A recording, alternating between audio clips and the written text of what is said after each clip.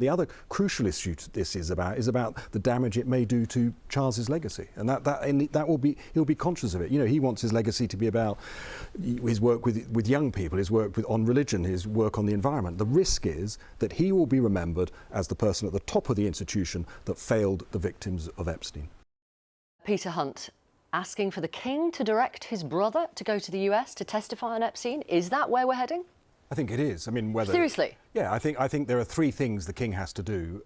He should have done them yesterday or even the day before. He needs to state publicly, as the British Prime Minister has, that Andrew needs to give evidence, whether that's remote or in the US. I don't think is the issue, but he needs to give evidence.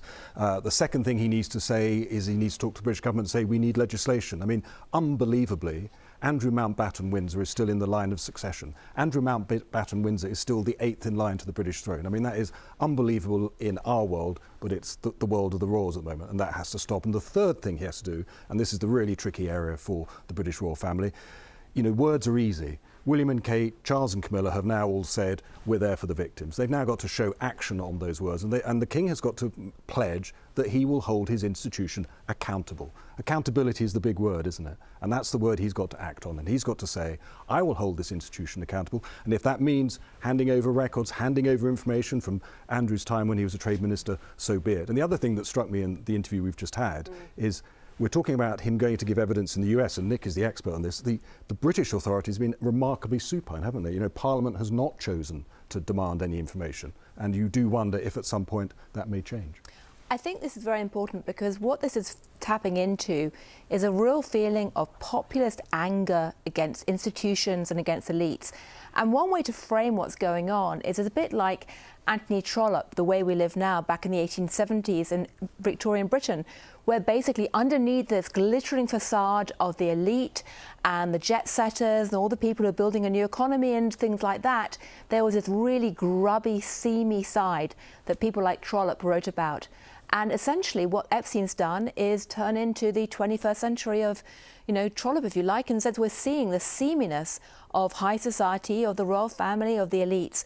And if we're going to start rebuilding any trust in institutions, we need to have, as Peter says, a lot more accountability, transparency, and a sense that there's actual action trying to clean this up.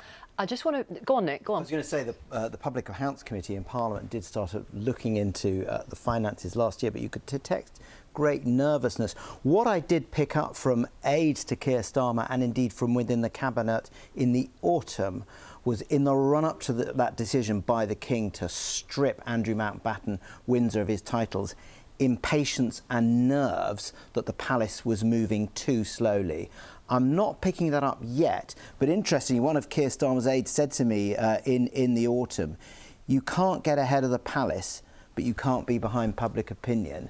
And, you know, one of the Prime Minister's roles is to advise his monarch, just as it is the role of the monarch to advise the Prime Minister. And there may well come a point where Keir Starmer, aware of public opinion, may have to have conversations with the King. Go on, go on. I was going to say, and this is tapping into so many other reasons for populist anger against institutions right now. So time is running out, frankly.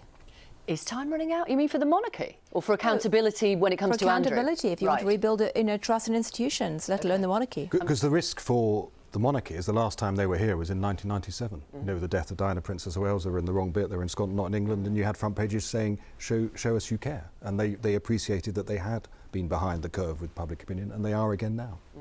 Well, Prince William is on this significant diplomatic visit to Saudi Arabia. He's met with Crown Prince Mohammed bin Salman, where we're told he's hoping to strengthen ties. But also, very unusually, Prince William had this question shouted at him. Have a listen. Sir, to what extent do you think the royal family has done enough around the Andrew and Epstein issue? Sir, to what extent do you think the royal family has done enough around the Andrew and Epstein issue?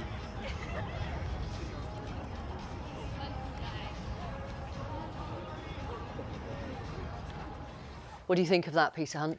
Well, it's remarkable, and it's shaming on the British media that it's remarkable, because that man, that reporter, was doing his job, which is asking a question. But when it comes to William in particular, they don't tend to do that. I mean, William was in South Africa in 2024, just shortly after a major investigation by Channel 4 and the Sunday Times, which exposed that the private wealth in Charles and William came from taxpayers' money.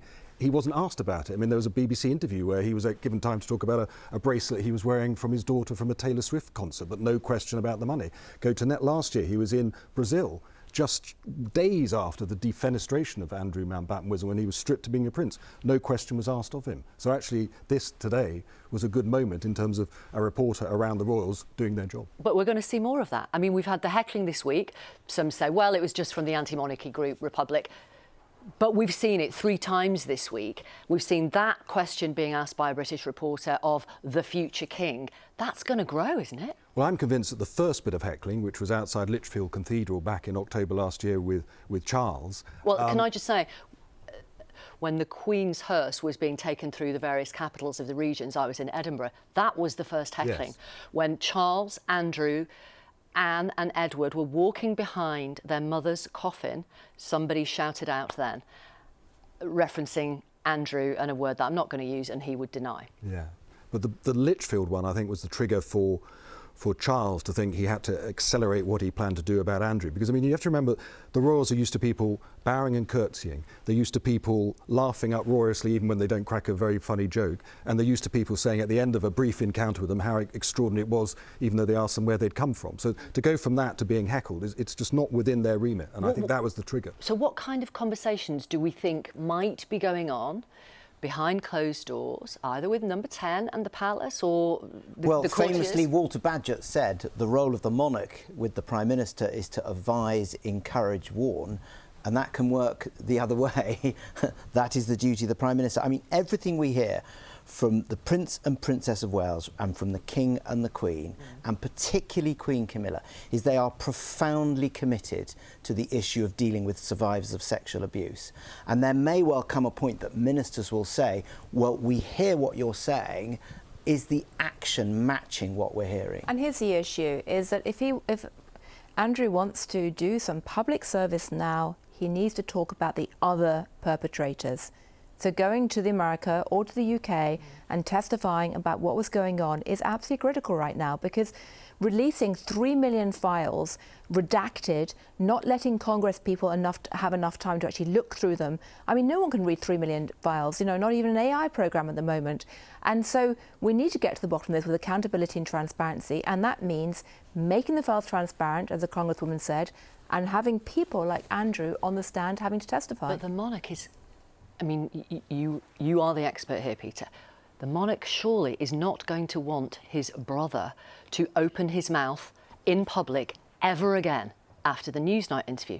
He's a liability. I mean, he won't want it, no. I mean, he hasn't got any choice. I mean, But he does have a choice. He does have a choice. No, but picking up on Nick's point, if he's going to act on his words, then he has got to make or encourage Andrew to do it. I mean, of course he doesn't want him to do it. We all know that Andrew's biggest enemy is Andrew himself. I mean, we all saw the Newsnight interview. I mean, that wasn't foot in the mouth, that was leg in the mouth down to the top of the femur. So, I mean, we know the challenges. We know that, the Newsnight interview used to be a documentary or a news programme. It's now almost a work of fiction because of the challenges to what he said there on the record and the evidence we now have. Subsequently But at this point, it's not just about Andrew, what Andrew did or didn't do. It's about actually exposing the other people. 100%. And that's critical. 100%. Go on. I was just going to say, Peter mentioned the death of Diana, Princess of Wales. I can remember driving on the morning that she died from Edinburgh to Balmoral, driving past, you can see, and there was the Royal Standard flying high. There was no half-mast. And then I can remember going to Crathy Parish Church and getting the briefing from the Reverend Robert Sloane after that morning service. And we said, and was there a mention of Diana? There was no mention of Diana other than in the formal prayers. And we remember the rest is history. It took them nearly a week for the late Queen to give that response on television in Buckingham Palace. What you won't want is having questions being shouted at the Prince of Wales, heckling to King Charles III, looking like that's a potential reprise of that very difficult moment back in 1997. In terms of that call from the Congresswoman that we heard a few moments ago, it is not the first time senior politicians, Epstein survivors and campaigners have called for Andrew to tell the authorities what he knows, who he saw in Epstein's homes and on his island. In fact, many of them have said that on this programme. Prince Andrew should step forward. He said he would, but he never did. And that's something he could still do. if he's willing to come forward now and cooperate, it will lead to the larger scope of what really gone on here. This is an opportunity. This is a moment. If he wants to do right by Virginia and the rest of us, he could. He should come forward, and so should everyone else who has information. It would be appropriate for him to be treated the same as anybody else would be treated. So if that is part of that process, then absolutely, I think that's what should happen. We could subpoena him, and I believe we should subpoena him, but it is in his own interest to testify. Would you urge him to appear before the US Oversight Committee? Oh, yes. I think that'll be very revealing. How much will they be panicking in Buckingham Palace? Oh, I think massively so. I mean, I think, as we've been saying, the echoes of 1997 are very strong. And what they've done consistently all along is the bare minimum at that moment in order to try and protect the institution. You know, the institution is stronger than blood, as we've seen as they've defenestrated Andrew, but they've gone each stage to do the minimum to do that, but they're not doing the accountability bit. And so they will be panicking because they are not in control. And the other crucial issue this is about the damage it may do to Charles's legacy. And that will be, he'll be conscious of it. You know, he wants his legacy to be about his work with young people, his work on religion, his work on the environment. The risk is that he will be remembered as the person at the top of the institution that failed the victims of Epstein. And if he doesn't do some of the things that you have suggested, then that will pass down to Prince William when he takes over. Prince William will inherit it. Yeah. But I mean, no one can control the strands of this Epstein story, can they? Whether you're a president, a former president, a member of the royal family, a billionaire. At the end of the day, this is a canary in the coal mine of this wider sense of loss of trust in institutions and populist anger with the elites, the gilded elites, and quite rightly so.